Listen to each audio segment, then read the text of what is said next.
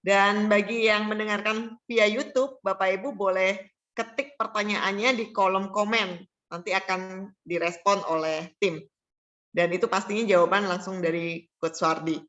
Nah, ini udah ada beberapa pertanyaan yang masuk, Coach. Silakan Bapak Ibu apabila ada yang mau bertanya secara langsung, mungkin ada hal-hal yang mungkin lebih detail lagi yang ingin ditanyakan, kami persilahkan. Sambil menunggu, saya bacakan yang di kolom chat terlebih dahulu ya, Coach. Ya, silakan.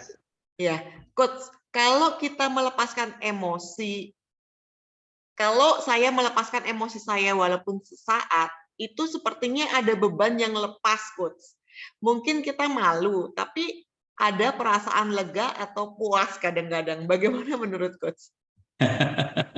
Ya, ini sering kita dengar ya, dan juga saya dulu sering praktekkan ya, jadi kelihatannya lebih baik dilepaskan. Tetapi ketika kita lepaskan di umum, itu sebenarnya kita membuat satu cap atau label tanpa sadar atas diri kita. Ingat, orang-orang yang melihat, yang mendengar, itu pasti punya sesuatu dalam dirinya mengenai diri kita. Dan itu kadangkala mau membersihkannya sulit sekali. Kelihatannya lega, tetapi cara melepaskan tentu ada cara yang terbaik ya. Jadi kita kembali kepada firman Tuhan. Ya, jadi kita harusnya melepaskannya itu kepada pencipta kita. Kita bisa ngobrol dengan Tuhan. Kita bisa istilahnya berdoa.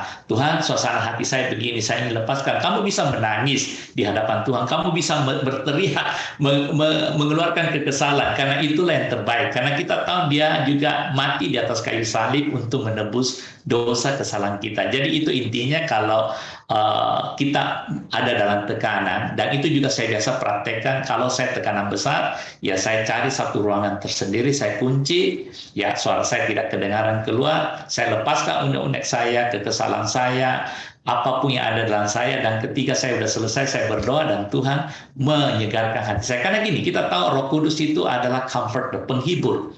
Ingat itu, tujuan utama di Bapa mengirimkan Roh Kudus adalah penghibur dan penolong. Dua, dia punya tugas utama, penghibur dan penolong. Nah, kenapa kita tidak pakai itu? Kita minta tolong kepada Tuhan, dan itu sudah diberikan.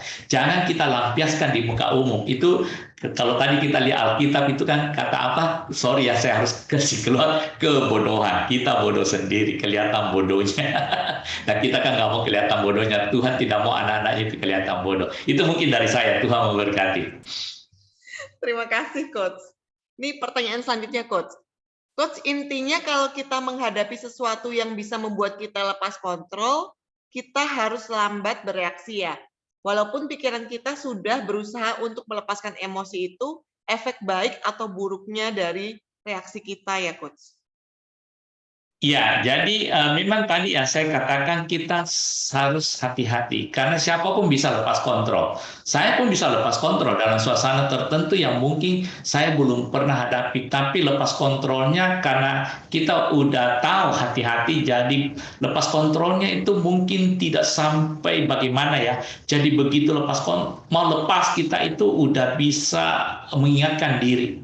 Jadi bisa tenang atau apa. Kadang-kala itu udah muncul sepertinya udah di ujung bibir dan di atas kepala udah mau meluncur, itu kita bisa tahan, itu luar biasa sekali ya. Jadi saya pun kadang-kala bisa begitu, ini udah ngomong tapi saya diingatkan firman Tuhan, saya biasa udah berdoa. Jadi ini kuncinya sebenarnya, usahakan selalu berlatih walaupun suasananya tenang biasa apapun, selalu mau berbicara, berdoa dulu walaupun tidak dalam serangan.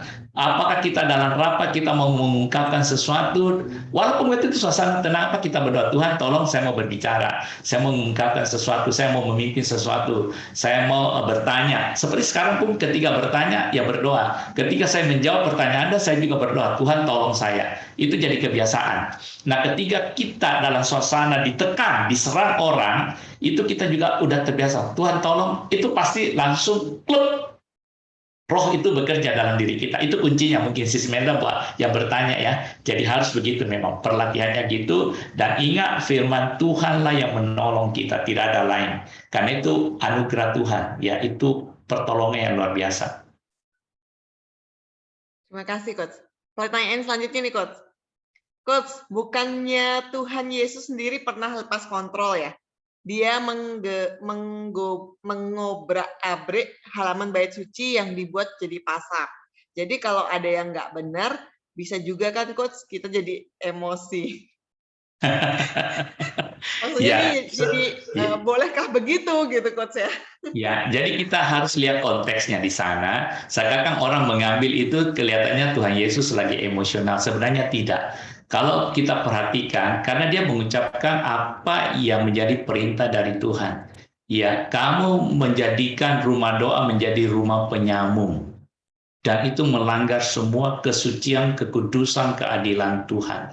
Makanya sebenarnya dia itu kalau kita baca konteks aslinya itu dia menyuruh semuanya, artinya dia merobohkan semuanya itu bahwa ini salah semua. Ini apa kamu lakukan, ini menajiskan rumah baik Allah dan itu pelanggaran yang luar biasa. Hukumannya adalah mati. Nah ini saya cuma mengusir kalian semua, lepaskan ini semua. Jadi itu sebenarnya bukan lepas kontrol yang bagaimana, tetapi mau mengingatkan apa yang mereka kerjakan itu sudah menajiskan, ya. Dan mereka sebenarnya tahu semua, karena mereka itu kan jualan di bait Allah, dan itu orang-orang ada semua apa yang biasa mendengarkan doa orang-orang Farisi, apa semua turunan-turunan di sana semua itu memperdagangkan semua. Mereka mengerti semua, bukan orang yang tidak mengerti, bukan orang yang tidak paham. Makanya Tuhan melakukan itu. Jadi sebenarnya bukan lepas kontrol bagaimana, tetapi mengajar mereka, mengingatkan mereka, karena mereka sudah melanggar terlalu berat. Sebenarnya hukumannya mati, tapi Tuhan tidak melakukan itu, cuma mengusir mereka. Yaitu mungkin yang saya harus jelaskan. Jadi bukan lepas kontrol di sana ya. Banyak orang salah paham. Nah kita harus lihat konteksnya dulu dengan jelas. Jadi sekarang udah clear nih Coach ya, nggak salah mengerti lagi dengan apa yang Tuhan Yesus lakukan. Nah silahkan Bapak Ibu apabila ada pertanyaan, boleh langsung ditanyakan kepada Coach Suardi. Boleh langsung di-unmute Bapak Ibu. Dan bisa langsung ditanyakan. Ya, boleh silakan ya. Oh ya, ada Yupi ya. Yupi hari itu yang bertanya mengenai lepas kontrol. Bisa jelas? Bisa di-unmute ya. Atau ada yang masih kurang? Silakan. Bu Yupi ya. Yumince ya. Silakan. Di-unmute dulu. Jelas Pak, udah dijawab udah chatting jelas ya. Oke, baik. Jadi udah bisa udah bisa lihat udah bisa tangkap ya dengan jelas. Oke, ada lagi teman-teman yang mungkin ingin lebih jelas atau ada yang berbeda, silakan, nggak masalah ya.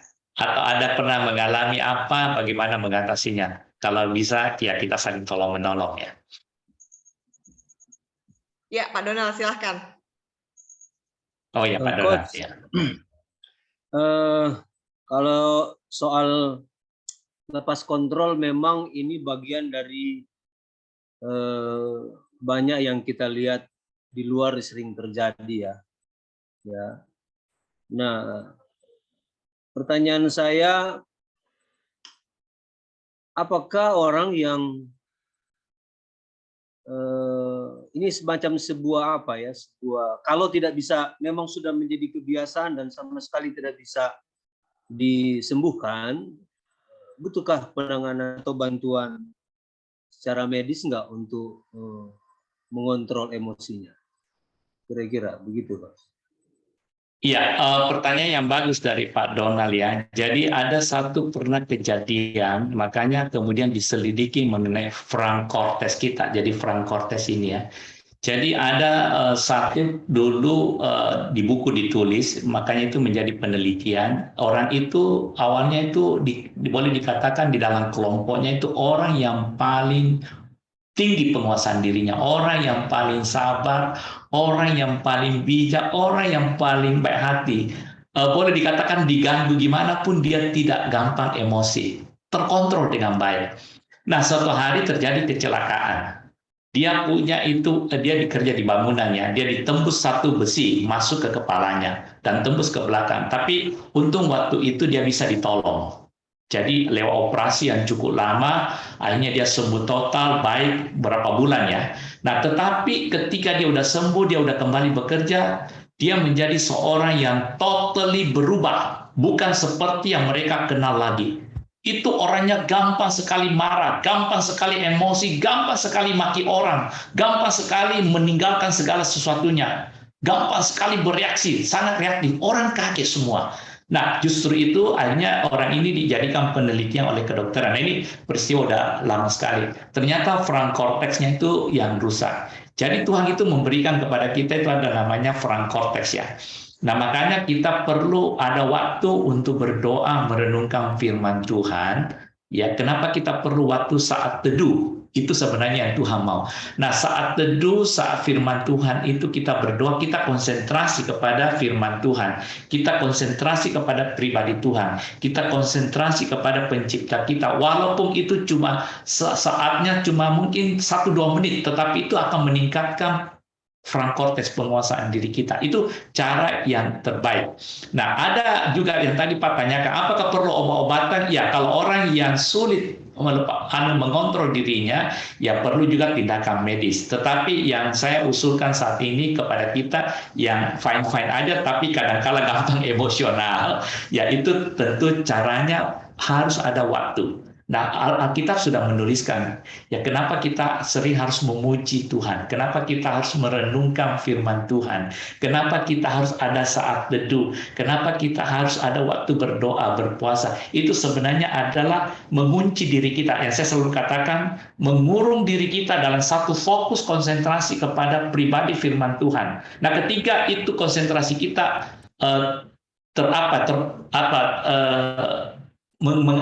kemana-mana ya, mungkin kita pikirin itu, kita doa, tarik kembali kepada apa yang kita baca firman. Itu caranya meningkatkan front cortex penguasaan diri. Nah, itu lama-lama itu juga yang saya kadang-kala latih. Saya juga dulunya emosional. Ya, ini saya harus jujur kepada kita semua, tapi ketika saya mulai berlatih itu lama-lama penguasaan diri lebih baik. Saya lebih bisa tenang, dan kemudian saya praktekkan tadi itu. Ketika ada orang yang mau menyerang saya selalu melihat, saya amati, saya jadi pengamat. Saya mulai tarik diri saya sebagai pengamat, kemudian saya mau menolong orang ini karena dia juga umat Tuhan. Yang saya harus tolong apa yang terjadi dalam dirinya. Ketika saya memposisikan diri saya itu, saya jauh lebih tenang lagi. Ya, karena tadi udah ada ketenangan. Bisa Pak Donald ya, itu bisa menolong ini Pak, bisa menjawab. Bagus Coach, terima kasih. Dan memang soal emosi yang tidak terkontrol memang itu adalah sebuah petaka ya, petaka besar. Berarti bahwa memang tidak mutlak bahwa orang yang sering lepas kontrol itu bukan karena pengaruh ras dan apa ya, dan budaya ya, begitu Coach ya. Kalau budaya selama ini kita teliti ada, tapi itu tidak tidak berarti bahwa itu menjadi satu patokan, tapi budaya ada pengaruhnya karena udah terbiasa, jadi mereka menganggap itu hal biasa. Jadi biasa aja melepaskan gitu, tapi bukan lepas kontrol, tapi udah terbiasa menjadi kebiasaan mereka. Ya, jadi kita juga harus hati-hati. Budaya memang ada pengaruhnya. Itu kita teliti sama-sama ada, tetapi itu bukan lepas kontrol ya. Ada memang budaya-budaya begitu. Ya, nah kita harus hati-hati sekali. Jadi bukan karena suku dan budaya ya Coach ya. Artinya bukan. Ya, kebiasaan aja.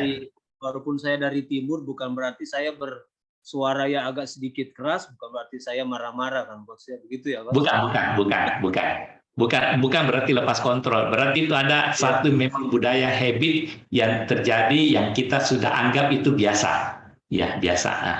Oke. Roh Kudus menolong kita semua lah. Haleluya. Amin. Betul Pak. Supaya kita lebih baik lagi. Kita saling memahami, mengerti. Ya, Bu Yuminca, Yupi silakan Bu Yupi. Silakan Ibu. Ya, baik, terima kasih Pak Suwardi dan salam kenal teman-teman semua. Pertanyaan saya, bagaimana kita mengukur ekspresi yang wajar di setiap situasi? Jadi kita tahu, oh ini pas lah, ini ekspresi yang wajar begini. Tapi yang lepas kontrol kan kadang kita butuh ekspresi juga kalau kita marah atau kita senang. Tapi bagaimana kita ukur? Oh ini yang wajar seperti ini. Kalau sudah lewat dari sini, oh ini sudah yang lepas kontrol. Mungkin itu saja pertanyaan saya. Terima kasih. Iya, bagus sekali pertanyaannya. Ini penting sekali untuk kita sama-sama. Jadi kita semua berbeda-beda. Tentu ekspresi itu penting juga. Karena manusia pasti ada ekspresi. Kalau dia gembira, pasti kan wajahnya senyum. Kalau dia sedih, juga ada sedih. Kalau marah, ya pasti kelihatan juga. Nah, yang penting di sini kembali kepada firman Tuhan. Kuncinya di hati Anda. Perhatikan ya. Di hati Anda. Ya, jadi kalau hati masih terkontrol dengan baik, dengan wajar, dengan baik, tidak melebihi takarannya, itu berarti kita kan bisa tahu hati kita udah bergejolak atau tidak, terlalu over atau tidak, kita tahu sendiri. Nah, itu kuncinya di hati. Nah, ini makanya Tuhan selalu ingatkan, jagalah hatimu dengan segala kewaspadaan. Makanya kita perlu setiap kali merenungkan, ya, menjaga hati kita. Setiap kali ada kejadian, kita periksa hati kita. Tadi hati saya itu sebenarnya apa? Betul-betul marah atau tidak? Oh, belum marah sih. Saya gembira, ya bagus gembira. Saya senang juga. Saya tahu hati saya. Sebenarnya saya marah tadi, tapi saya sebenarnya udah emosi sekali. Saya tahu juga itu udah over. Kelihatan. Kita yang tahu sendiri. Jadi kuncinya tetap di hati. Bisa Bu Yuminca? Ya, ya. Perhatikan di hati. Ya, terima kasih, Coach. Bapak Ibu silahkan apabila masih ada pertanyaan, waktunya udah lewat loh Coach. Ya udah cukup. Tadi Bu Yeni sempat on video, apakah mau bertanya Ibu? Mumpung satu kesempatan, silahkan. Ya, selamat malam. Terima kasih Coach dan Sis Melda. Saya bersyukur sekali kalau pada malam hari ini bisa mengikuti Zoom meeting ini. Menjadi sebuah perenungan dan juga tips-tips yang sudah Coach bagikan itu sangat menolong saya ya. Terutama buat saya pribadi, saya seorang tenaga medis pekerja, tapi juga kan seorang ibu rumah tangga. Yeah. Kalau dalam lingkungan pekerjaan di rumah sakit tidak ada masalah ya dalam hal mengontrol emosi dan segala macam. Tetapi yang menjadi pergumulan itu adalah sebagai seorang ibu, sebagai seorang istri, mengontrol emosi di rumah seperti itu. Karena kan kita berhadapan dengan suami, dengan anak-anak, kemudian ada juga keluarga yang tinggal bersama. Itu agak sulit ya, karena ada hal-hal yang memang kita sudah sampaikan dengan baik, berulang-ulang, tapi kalau tidak diperhatikan lama-lama kita jadi emosi kan gitu, Coach. Yeah. Sehingga pada akhirnya saya mendapati akhir-akhir ini saya menjadi tidak terkontrol. Jadi hal-hal sepele aja itu bisa membuat marah begitu. Misalnya hal-hal sepele sih sebenarnya. Misalnya seperti mobil yang kotor atau rumah berantakan, ya seperti itu, Coach gitu. Tapi ya, terima kasih Coach untuk semua yang sudah dibagikan pada malam hari ini, sangat memberkati. Ya, doa saya Tuhan menolong Bu Yeni ya. Memang di dalam rumah itu lebih sulit karena kita udah ada satu paradigma dan kita udah terbiasa. Kata-kata kita, nada kita, apa semua itu udah terbiasa dan itu memang yang paling sulit. Tetapi saya percaya ketika kita bisa menerapkan apa yang tadi tips itu bisa menolong. Dan kita harus melihat setiap orang di dalam rumah kita bahwa itu adalah ciptaan Tuhan yang luar biasa dan itu adalah anugerah. Saya sebagai bagian dari keluarga ini, apakah sebagai istri, suami, ayah atau anak, harus menolong orang-orang dalam keluarga saya. Jadi saya tempatkan diri kita sebagai penolong. Nah, kita harus membuka paradigma kita, pola pikir kita melihatnya dengan begitu bahwa mereka memang ada kekurangan, berarti saya harus tolong. Nah, dengan cara gitu tuh lebih menolong kita. Itu mungkin Bu Yeni saya tambahkan sedikit. Tuhan memberkati, Bu. Ya, terima kasih banyak. Ya, silakan Pak Dona. Kenapa ada orang, Coach ya, ketika di luar dia itu bisa mengontrol emosinya, tetapi ketika di rumah emosinya tidak terkontrol? Ya, karena itu memang saya pernah baca buku ya. Jadi suami istri atau dengan keluarga orang tua maupun anak itu kadang-kala kita punya satu kebiasaan, itu yang dia katakan dancing in the dark ya. Jadi kita berdansa di dalam satu kegelapan karena kita udah biasa saling tukar-tukaran. Ya istilahnya kamu mengeluarkan jurus apa, saya udah mempersiapkan jurus apa karena saya udah tahu kebiasaan Anda. Nah, ini yang paling parah. Nah, makanya cara mengubahnya itu kita harus menempatkan diri kita sebagai penolong dan melihat orang-orang dalam rumah kita sebagai ciptaan Tuhan yang luar biasa yang harus kita hargai. Nah, ketika kita tidak menempatkan diri kita, kita udah terbiasa, terbentuk paradigma.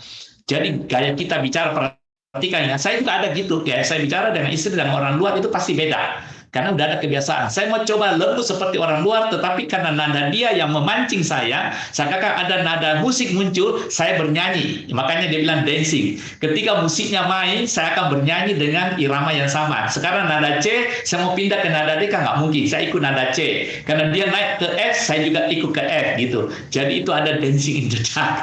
Nah, kita harus hati-hati. Dan kita dua-duanya harus saling menghormati, saling menghargai, saling menjaga. Itu aja kuncinya. Dan praktekkan yang tadi, mulai berdoa ketika mau berbicara, walaupun kepada istri atau suami atau anak-anak orang tua, praktekkan itu. Kemudian doakan dia juga loh bicara kita, Tuhan tolong dia adalah orang yang saya kasihi, sayangi. Nah, itu pelan-pelan pasti berubah. Saya juga lagi bergumul dengan hal ini. Kadang-kala ada nada-nada, yaitu saya pakai kata-kata lagu ya. Begitu dia main musik kunci C, saya pasti masuk kunci C gitu loh. Ya bisa Pak Donald ya. Jadi itu memang kita harus waspada. Orang yang paling dekat itu yang paling bisa memancing.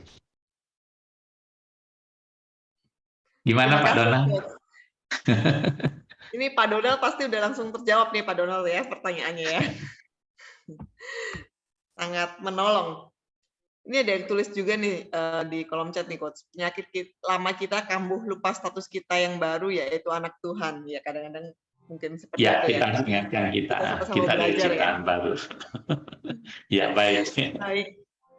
Bapak Ibu, terima kasih untuk partisipasinya pada malam hari ini.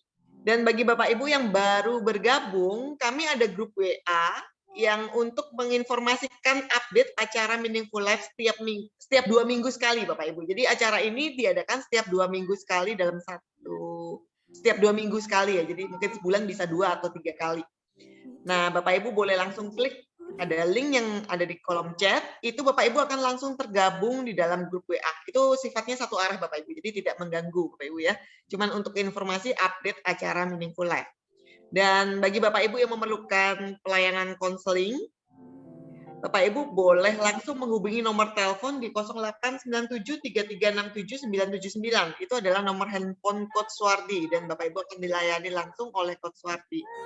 Dan apabila Bapak Ibu ada saran dan masukan yang membangun untuk acara Meaningful Life lebih baik ke depannya, Bapak Ibu boleh menghubungi saya ataupun juga Brosyu. Kami berdua ada di grup WA juga Bapak Ibu ya. Saya di 081338775587 atau Brosyu di 081796385570. Baik Coach, boleh ditutup dengan kesimpulan dan doa ya Coach pada malam hari ini. Terima kasih Coach. Ya baik, terima kasih untuk kesabarannya semua dan juga pertanyaan diskusinya menambah wawasan kita semua ya. Dan intinya malam hari ini kita berbicara mengenai supaya diri kita lebih baik di dalam kita berkomunikasi, kita bergaul, khususnya tadi mengingatkan kepada kita, keluarga kita ini lebih penting ya. Di dalam rumah kita bagaimana kita mengubah. Kita jangan hanya baik di luar tetapi di rumah tidak. Dan ini penting sekali supaya kita tidak lepas kontrol. Karena lepas kontrol itu berbahaya sekali, bisa melukai orang, bisa menyebabkan orang punya persepsi-persepsi tertentu tentang diri kita. Nah, kita hindari semua ini sebagai umat Tuhan yang telah Tuhan persiapkan menjadi berkat. Ingat, intinya kita harus menjadi berkat. Jadi tempatkan diri Anda sebagai penolong dimanapun Anda berada. Nah, itu dengan lebih baik lagi membuat kita tidak mudah lepas kontrol. Tuhan memberkati kita semua. Mari kita berdoa.